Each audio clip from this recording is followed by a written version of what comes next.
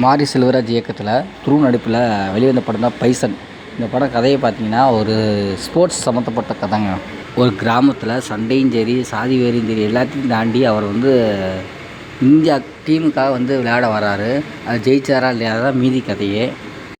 எப்படி அவ்வளோ தூரம் இந்தியா டீமுக்கு செலக்ட் ஆனார், எப்படி இவர் அந்த கபடி எப்படி ஆடுறாரு, எந்த மாதிரி ப்ராப்ளத்தை ஃபேஸ் பண்ணுறாரு, எந்த மாதிரி அவங்க குடும்ப சூழ்நிலை இருக்குது, எல்லாத்தையும் காட்டுற ஒரு கதையாக இருக்குது. அது கதைக்களமாக இருக்குங்க. ஃபர்ஸ்ட் ஆஃப் ஆல் பார்த்தீங்கன்னா இந்த படத்தில் ஒரு 2 கேங் இருக்காங்க, பாண்டியராஜா கந்தசாமின்னு.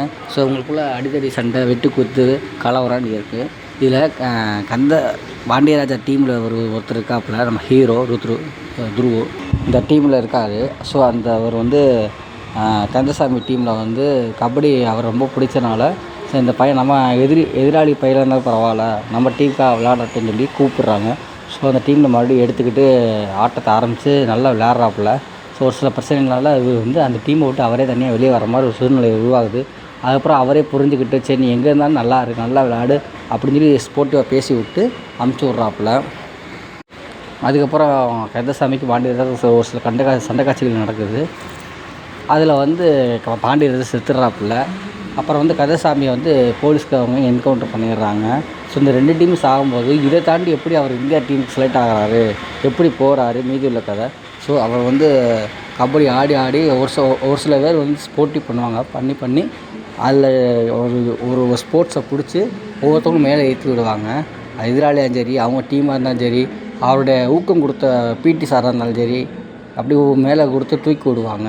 ஸோ ஒரு கட்டத்துக்கு மேலே கமிட்டி தலைவர், அதாவது இந்தியாவுக்கு செலக்ட் ஆகக்கூடிய தலைவர் பார்த்து நல்லா விளாட்றப்பா அப்படின்னு சொல்லி அவர் இந்தியா டீமுக்கு சப்போர்ட் பண்ணி அவரை அந்த ஹீரோவை அனுப்பிச்சி விடுவார். ஸோ அதுலேயும் கூட ஒரு சில பிரச்சனை நடக்கும். அவர் செலக்ட் ஆகாத மாதிரி, கேப்டன் செலக்ட் ஆகிற மாதிரி காமிப்பாங்க. ஸோ இந்த பையனை விளையாடணும்னு சொல்லி அவர் வேலையே போனால் பரவாயில்லன்னு சொல்லி அந்த ஹீரோ பேசி ஹீரோக்காக பேசி அமுச்சுடுவாங்க. ஸோ கடைசி நேரத்தில் இவர் டீம் செலக்ட் ஆகணும்னு சொல்லி வருத்தப்பட்டு வீட்டுக்கு வரும்போது, ஸோ இங்கே கலவரம் ஊருக்குள்ளே நடக்கும்போது இந்த நேரத்தில் ஒரு ஃபோன் கால் வரும். அப்போ அவர் இந்தியா டீம் செலக்ட் ஆகிட்டாங்க, உடனே அவரை சென்னைக்கு அனுப்பிச்சிடுங்க அந்த மெசேஜ், அந்த நியூஸ் வந்த உடனே டக்குன்னு அவரை கூட்டிகிட்டு போகிற அந்த ஒரு பதட்டத்தோட பயத்தோடு போகும்போது போலீஸ்காரங்க பிடிச்சி கேட்கும்போது அதில் சமாளிக்கிற விதமாக அது பார்க்குறதுக்கே வேறு விதமாக இருக்கும். அந்த சீன் நல்லா சூப்பராக பண்ணியிருப்பாங்க. கடைசியில் அந்த டீமுக்காக அவர் எப்படி செலக்ட் ஆகிறார், இந்தியா டீமுக்காக எப்படி செலக்ட் ஆகிறாருன்ட்டு ஒரு மிகப்பெரிய ஒரு ட்விஸ்ட்டு கொடுத்துருப்பாங்க. ஸோ பார்க்கவே நல்லா இன்ட்ரெஸ்ட்டாக போகும் கதை. ஸோ இந்த படத்தில் கொடுக்கப்பட்ட டயலாக்லாம் மிரட்டி விட்டுருப்பாங்க. ஒவ்வொரு டயலாக்கும் ஸ்போர்ட்டிவாக இருக்கும், கதைக்களம் நல்லாயிருக்கும். இந்த படம் பார்க்கும்போது ஃபஸ்ட்டு சரப்பட்டா பரம்பரை, வெண்ணிலா கபடி குழு, தங்கல், இந்த மாதிரி கதைக்களம் மாதிரி இருந்துச்சு. ஸோ இது ஒரு தனியாக ஒரு யூனிக்காக தெரிகிற மாதிரி இதுவும் நல்லா தான் இருக்குது. ஸோ படம் பார்க்குறது சூப்பராக இருக்குது. மாரி செல்வராஜ் நல்லா ஒரு படத்தை இயக்கியிருக்காப்புல. ஸ்போர்ட்டிவாக இருக்குது. கிராமத்துலேருந்து எப்படி இந்த பையன் கபடி இந்தியா டீமுக்காக விளையாடுறி 1994 நடக்கிற மாதிரி சூப்பராக காமிச்சிருப்பாங்க.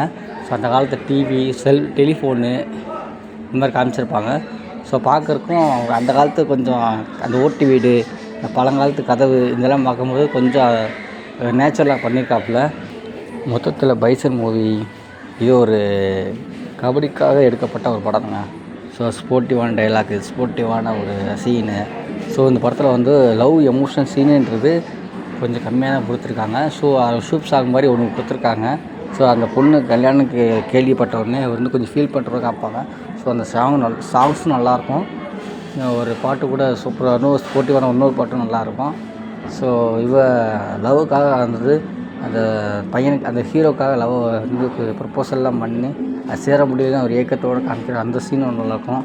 ஸோ இவர் அந்த லவ்வை காட்டுவோமா வேணாமா, நம்ம ஸ்போர்ட்டிவாக அந்த கேம் விளையாடணுமா அப்படின்னு சொல்லி 2 விதமாக ஒரே மைண்டாக இருப்பார். ஸோ அவர் பண்ணுற ஒரு தவிப்பும் நல்லாயிருக்கும். அந்த படத்தில் பிஜிஎம் சொல்லி ஒரு விஷயம் பண்ணியிருந்தாங்கன்னா நல்லா இருந்திருக்கும். பிஜிஎம் அவ்வளோவா கொடுக்கல. ஸோ மியூசிக் மட்டும் தான் அங்கங்கே கொடுத்துருக்காங்க தவிர, அந்த பிஜிஎம் ஒரு பேக்ரவுண்ட் ஸ்கோர் மியூசிக்கான ஒரு இது கொடுத்துருந்தாங்கன்னா படம் இன்னும் சிறப்பாக நல்லா இருந்திருக்கும். ஸோ அது கொஞ்சம் இல்லைன்னு ஃபீல் ஆகுது. ஸோ லவ் கொஞ்சம் இன்னும் கொஞ்சம் ஸ்ட்ராங்காக கொடுத்துருந்தாங்கன்னா நல்லா இருந்திருக்கும். அது கொஞ்சம் இல்லைன்னு ஃபீல் ஆகுது. அப்புறம் அங்கங்கே ஒரு காமெடி கூட இல்லாமல் ஒரு கபடிக்கான ஒரு கதைக்களமான ஒரு கதையாக இருந்துச்சனால இல்லை அந்தளவுக்கு இல்லை. ஸோ இந்த படத்தில் வேறு ஒன்றும் இல்லை. சண்டை பகைன்றது வந்து ஒன்றும் இல்லாத காரியத்துக்காக சண்டை போடுறது, ஒரு பகையை உருவாகிறது வந்து சாத்தியமில்லாத ஊராக காமிக்கிறாங்க. ஒரு ஆட்டு ஒன்றுக்கு இருக்குதுன்னு சொல்லி அதை ரத்த கலரே ஆக்குறது.